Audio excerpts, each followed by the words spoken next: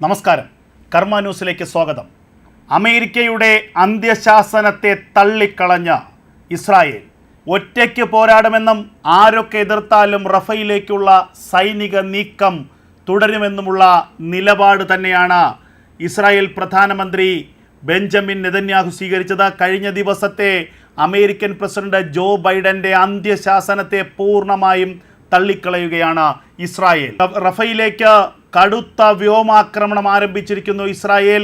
കഴിഞ്ഞ ദിവസം F-16 യുദ്ധവിമാനങ്ങളുടെയും ഡ്രോണുകളുടെയും സഹായത്തിലാണ് റഫയുടെ പ്രാന്തപ്രദേശങ്ങളിലെ വീടുകൾ കേന്ദ്രീകരിച്ചുകൊണ്ട് കനത്ത റോക്കറ്റ് ആക്രമണം ഇസ്രായേൽ നടത്തിയത്.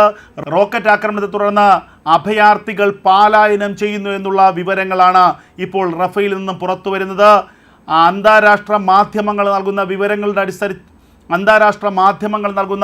വിവരങ്ങൾ അനുസരിച്ചാണെങ്കിൽ 1,10,000-ഓളം ആളുകൾ റഫയിൽ നിന്നും പലായനം ചെയ്തു തുടങ്ങി. ഇവരെ കൊണ്ട് റഫയിലേക്കുള്ള റോഡുകളൊക്കെ തന്നെ തിങ്ങി നിറഞ്ഞിരിക്കുകയാണ്. പരിഭ്രാന്തരായ പാലസ്തീൻ കുടുംബങ്ങളാണ് തെരുവുകളിലൂടെ ഇപ്പോൾ എങ്ങോട്ടെന്നില്ലാതെ പലായനം ചെയ്യുന്നത് എന്നുള്ള വിവരങ്ങൾ പുറത്തു വരികയാണ്. അതേസമയം അമേരിക്കയുടെ എന്നല്ല ആരുടെയും പിന്തുണ തങ്ങൾക്ക് ആവശ്യമില്ലെന്നും ഒറ്റയ്ക്ക് നഖശിഖാന്തം ഹമാസിനെതിരെ പോരാടുമെന്നും ബെഞ്ചമിൻ നെതന്യാഹു പറഞ്ഞിരിക്കുന്നു. കഴിഞ്ഞ ദിവസം അമേരിക്കൻ പ്രസിഡന്റ് ജോ ബൈഡൻ ഒരു കൃത്യമായ അന്ത്യശാസനം ഇസ്രായേലിന് നൽകിയിരുന്നു. ഒരു കാരണവശാലും റഫയിലേക്ക് കരയാക്രമണം നടത്തരുത്. റഫയിലേക്ക് കരയാക്രമണം നടത്തിയാൽ ഇസ്രായേലിന് നൽകി വരുന്ന സൈനിക പിന്തുണ അമേരിക്ക നിർത്തലാക്കും.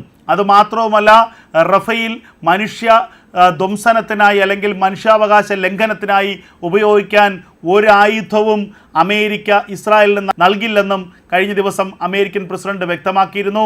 അതുകൂടാതെ തന്നെ റഫയിലേക്കുള്ള സൈനിക നീക്കത്തെ, കരയാക്രമണത്തെ അതിനിശിതമായി വിമർശിക്കുകയായിരുന്നു കഴിഞ്ഞ ദിവസം ജോ ബൈഡൻ.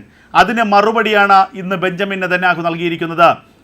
ഞങ്ങൾക്ക് ആരുടെയും പിന്തുണ ആവശ്യമില്ല. അമേരിക്കയുടെ കഴിഞ്ഞ ദിവസത്തെ പ്രസ്താവനയിൽ ഞങ്ങൾക്ക് നീരസമുണ്ട്, അസംതൃപ്തിയുണ്ട്. കാരണം ഈ യുദ്ധത്തിൻ്റെ തുടക്കം മുതൽ തീവ്രവാദത്തിനെതിരെ ഞങ്ങൾക്കൊപ്പം കൈകോർത്തുന്ന രാജ്യമാണ് അമേരിക്ക. ആ അമേരിക്ക അവസാന നിമിഷം ഇങ്ങനെ പൊടുന്നനെ തീരുമാനം മാറ്റുന്നതിൽ ഞങ്ങൾക്ക് അതൃപ്തിയുണ്ട്. എങ്കിൽ പോലും, ഒറ്റയ്ക്കാണെങ്കിൽ പോലും, മറ്റൊരാളുടെയും സഹായമില്ലാതെ ഒറ്റയ്ക്ക് ഹമാസിനെതിരെ, തീവ്രവാദത്തിനെതിരെ ഞങ്ങൾ പോരാടുമെന്ന നിലപാടാണ് ബെഞ്ചമിൻ നെതന്യാഹു ഇന്ന് സ്വീകരിച്ചത്. ബെഞ്ചമിൻ നെതന്യാഹുവിൻ്റെ വാക്കുകൾക്ക് പിന്നാലെ സൈന്യത്തിന് കൃത്യമായ നിർദ്ദേശം നൽകിയിരിക്കുന്നു. പ്രതിരോധ സെക്രട്ടറിയും അതുപോലെ IDF തലവന്മാരുമെന്നുള്ള വിവരങ്ങൾ പുറത്തു വരികയാണ്. റഫയിലേക്ക് കൂടുതൽ കവചിത ടാങ്കുകളും അതുപോലെ തന്നെ ഫൈറ്റർ ജെറ്റുകളും പോകുന്നതിനുള്ള നിർദ്ദേശങ്ങൾ നൽകിയിരിക്കുന്നു. ഇന്ന് രാത്രിയോടുകൂടി ആക്രമണം അതിരൂക്ഷമാക്കാനാണ് ഇസ്രായേൽ സേനയുടെ നീക്കം. കഴിഞ്ഞ ദിവസങ്ങളിൽ F-16 ഫൈറ്റർ ജെറ്റ് ഉപയോഗിച്ചും അതുപോലെ ഡ്രോണുകൾ ഉപയോഗിച്ചും റഫയുടെ കിഴക്കൻ മേഖലകളിൽ വ്യോമാക്രമണം നടത്തി, റോക്കറ്റ് ആക്രമണം നടത്തി ഇസ്രായേലി സേന എന്നുള്ള വിവരങ്ങൾ പുറത്തു വരുന്നു. കരയാക്രമണത്തിൽ ഭയന്ന്, ബോംബ് വർഷത്തിൽ ഭയന്നുകൊണ്ട് റഫയിൽ അഭയാർത്ഥികളായിരുന്ന ലക്ഷങ്ങൾ ഇപ്പോൾ തെരുവുകളിലൂടെ പലായനം ചെയ്യുന്നു എന്നുള്ള വിവരങ്ങളും പുറത്തേക്ക് വരികയാണ്. വാഷിംഗ്ടൺ പോസ്റ്റ് നൽകുന്ന വിവരങ്ങൾ പ്രകാരമാണെങ്കിൽ 1,10,000-ഓളം ആളുകൾ ഇപ്പോൾ തെരുവുകളിലുണ്ട്. അവർ എങ്ങോട്ടെന്നില്ലാതെ പലായനം ചെയ്യുകയാണ്. ഈ 1,10,000 പേർ തെരുവുകളിൽ ഇറങ്ങിയതോടെ റോഡുകളൊക്കെ തന്നെ ജാമാണ്, ബ്ലോക്കാണ്. അങ്ങോട്ടും ഇങ്ങോട്ടും പോകാൻ കഴിയാത്ത സ്ഥിതിവിശേഷത്തിലേക്ക് എത്തിയിരിക്കുന്നു. അതുമാത്രവുമല്ല, 10 ലക്ഷത്തോളം ആളുകൾ ഭയാശങ്കയിൽ കഴിയുകയാണ് റഫയിലെ പ്രധാനപ്പെട്ട ആശുപത്രി അടച്ചുപൂട്ടപ്പെട്ട അവസ്ഥയിലേക്ക് എത്തിയിരിക്കുന്നു. അതുകൊണ്ട് തന്നെ ഏതെങ്കിലും തരത്തിലുള്ള ഒരു അത്യാഘാതമുണ്ടായാൽ അവർക്ക് മെഡിക്കൽ സഹായം പോലും ലഭ്യമാക്കാനുള്ള സാഹചര്യങ്ങൾ നിലവിൽ റഫയിലില്ലെന്നുള്ള വിവരങ്ങളാണ് അന്താരാഷ്ട്ര ഏജൻസികൾ തന്നെ പുറത്തുവിടുന്നത്. അതേസമയം തൻ്റെ നിലപാടൊന്നുകൂടി വ്യക്തമാക്കുകയാണ് ബെഞ്ചമിൻ നെതന്യാഹു. ഗാസയിൽ 24 ബറ്റാലിയനാണ് ഹമാസിനുണ്ടായിരുന്നത്. അതിൽ 20 ബറ്റാലിയനും പൂർണ്ണമായും നശിച്ചു കഴിഞ്ഞിരിക്കുന്നു. ആ 20 ബറ്റാലിയനെയും പൂർണ്ണമായും നശിപ്പിച്ചു കഴിഞ്ഞു ഇസ്രായേലി സേന. ഇനി അവശേഷിക്കുന്നത് 4 ബറ്റാലിയനുകളാണ്. ആ 4 ബറ്റാലിയനുകൾ തമ്പടിച്ചിരിക്കുന്നത് ഇപ്പോൾ അവർ ഉള്ളത് റഫയിലാണ്. ആ 4 ബറ്റാലിയനുകളിലാണ് പ്രധാനപ്പെട്ട നേതാക്കളുള്ളത്, പോളിറ്റ് ബ്യൂറോ അംഗങ്ങളുള്ളത്. അതുമാത്രവുമല്ല, ഈ 4 ബറ്റാലിയനുകളിൽ ഉള്ളവരിൽ നിരവധി പേർ ഒക്ടോബർ മാസം 7-ാം തീയതിയിലെ ഇസ്രായേലിലേക്കുള്ള ആക്രമണത്തിൽ പങ്കെടുത്തവരാണ്, നേരിട്ട് പങ്കുള്ളവരാണ്. അവരെ കൂടി കൊന്നൊടുക്കുക എന്നുള്ള വലിയ ലക്ഷ്യം ഈ യുദ്ധത്തിൻ്റെ ഏറ്റവും പ്രധാനപ്പെട്ട തലത്തിലേക്കാണ് ഇപ്പോൾ പോകുന്നത്. അതുകൊണ്ട് തന്നെ ഈ ഘട്ടത്തിൽ ഒരു തരത്തിലുമുള്ളൊരു കോംപ്രമൈസ് ഇല്ല എന്ന് ബെഞ്ചമിൻ നെതന്യാഹു പറയുന്നു. എന്തായാലും നമ്മൾ നേരത്തെ പലതവണ പറഞ്ഞിട്ടുള്ളതാണ്, ബെഞ്ചമിൻ നെതന്യാഹു ഒരു തീരുമാനമെടുത്തു, ഇസ്രായേൽ ഒരു തീരുമാനമെടുത്താൽ അത് നടപ്പാക്കുക തന്നെ ചെയ്യും. ആരുടെയൊക്കെ എതിർപ്പുണ്ടോ ഇല്ലയോ എന്നുള്ളത് അവർക്കൊരു പ്രശ്നമല്ല.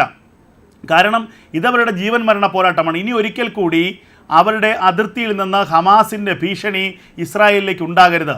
ഇസ്രായേലിലെ ജനതയ്ക്ക് ഇനിയെങ്കിലും മനസ്സമാധാനത്തോടുകൂടി ഉറങ്ങണം. കഴിഞ്ഞ എത്രയോ പതിറ്റാണ്ടുകളായി തുടർന്നു വന്ന ഒരു സംഘർഷത്തിന് പൂർണ്ണമായും അറുതി ഉണ്ടാകണം. അതിനുവേണ്ടിയാണ് ഇത്തവണ ഇസ്രായേൽ യുദ്ധം ചെയ്യുന്നത്. അല്ലാതെ മുൻകാലങ്ങളിലെ പോലെ 1-2 ആഴ്ച 1-2 മാസം യുദ്ധം ചെയ്ത് കുറേയൊക്കെ ഹമാസിനെതിരെ തിരിച്ചടി നൽകിയ ശേഷം വീണ്ടും പിൻവാങ്ങുന്നു. മാസങ്ങൾക്ക് ശേഷം പൂർവാധിക ശക്തിയോടെ ഹമാസ് തിരിച്ചടിക്കുന്നു, വീണ്ടും ആ സംഘർഷത്തിൻ്റെ അവസ്ഥയുണ്ടാകുന്നു. ഇങ്ങനെ നിരന്തരമായി നടന്നു വന്ന ഒരു പ്രക്രിയയ്ക്ക് അവസാനമുണ്ടാകണം. ഇനിയെങ്കിലും ഇസ്രായേലി ജനതയ്ക്ക് സമാധാനത്തോടെ ഉറങ്ങാനുള്ള സാഹചര്യം ഉണ്ടാകണം. അതിന് വേണ്ടത് ഹമാസിൻ്റെ പൂർണ്ണമായ ഉന്മൂലനമാണ്. എന്നേക്കുമായി ഹമാസ് തീരണം. ഹമാസ് ഈ ഭൂമുഖത്ത് നിന്നും മാറണം. ഹമാസിനെ പൂർണ്ണമായും ഈ ഭൂമുഖത്ത് നിന്നും മാറ്റിക്കളയണം. ഇതാണ് ഇസ്രായേൽ ലക്ഷ്യമിടുന്നത്.